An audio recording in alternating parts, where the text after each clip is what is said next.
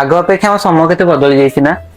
କଣ ଖାଲି ସିରିଏଲ ବନ୍ଦ କଲୁ ଏଟା ଖାଲି ସିରିଏଲ ସିରିଏଲ। କଣ କଣ ବଦଳି ଯାଇଛି କଣ ବଦଳିଛି ଯେ କହିବି ତୁ ତ ଆଗରୁ ଯେମିତି ପଇସା ମାଗିକି ନଉଥିଲୁ ଏବେ ତ ସେମିତି ପଇସା ମାଗିକି ନଉଛୁ ଏବେ କଣ ଅମ୍ବାନୀ ହେଇଯାଇଛୁ। ଆରେ ମୁଁ ଭିଡିଓ କଥା କହୁଛି। ହଁ ହଁ ଆଗରୁ କଣ କମେଣ୍ଟ ଆସୁଥିଲା ଭାଇ ତମ ପେଣ୍ଟିଂ ଭଲ ଲାଗୁଛି ମୋ ପାଇଁ ଗୋଟେ କରିଦେ ସେ କହୁଥିଲା ମୋ ପାଇଁ ଗୋଟେ କରିଦେ।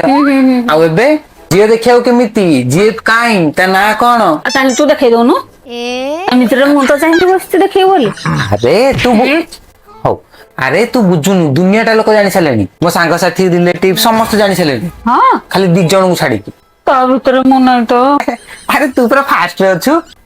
ମୁଁ ଠିକ ଜାଣିଥିଲି ସେଇଆ ସେ ଆଉ ଗୋଟେ ମହାନ ପୁରୁଷଟି କିଏ ପୁରୁଷ ନୁହଁ ମାନେ ପୁରୁଷୀ ମାନେ ମହିଳା ମାନେ ଝିଅ ଝିଅ। କିଏ ସେ ଝିଅ ସେ ଝିଅ ବି ଜାଣିନି। ମାନେ ସେ ଝିଅ ବି ଜାଣିନି ମୋର ସବୁ ସ୍ୱପ୍ନ ସବୁ ଭାଙ୍ଗିକି ଚୁରମାର ହେଇଗଲା। ବୋଉ ତୁ କାଇଁ କାନ୍ଦୁଛୁ ମୁଁ କାନ୍ଦିଆ କଥା। ସତ କଥା ତ। ଆରେ ମୁଁ ବି କାନ୍ଦିବିନି ଶୁଣେ ଶ୍ରୀକୃଷ୍ଣ କଣ କହିଥିଲେ ଭୁଲି ଯାଇଛୁ। କଣ କହୁଥିଲେ ଯାହାକୁ ତମେ ଭଲ ପାଉଛ ହଁ ତାକୁ ପାଇବାର ଆଶା ରଖନି। ଆଉ କଣ କଣ କହିଥିଲେ ସବୁ ଟିକେ କହିଦେଲୁ। କହିଥିଲେ ନିଃସ୍ୱାର୍ଥପର ଭାବରେ ଭଲ ପାଅ ଆଉ ଅପେକ୍ଷା କରିଚାଲ। ହେଲେ ଆଉ ଗୋଟେ କଥା କହିବାକୁ ଭୁଲିଗଲେ କଣ ଏଇଟାକୁ ୱାନ୍ ସାଇଡ ଲଭ୍ କହନ୍ତି ଶୀଘ୍ର କହିବୁ ଝିଅ ପଟୁନି ରାମ କହିଲେ କୃଷ୍ଣ କହିଲେ ହରି କହିଲେ ମତେ ଭାଗବତ ପଢଉଛି। ହଁ ତୋର ବି କିଛି ଭୁଲ ନାହିଁ।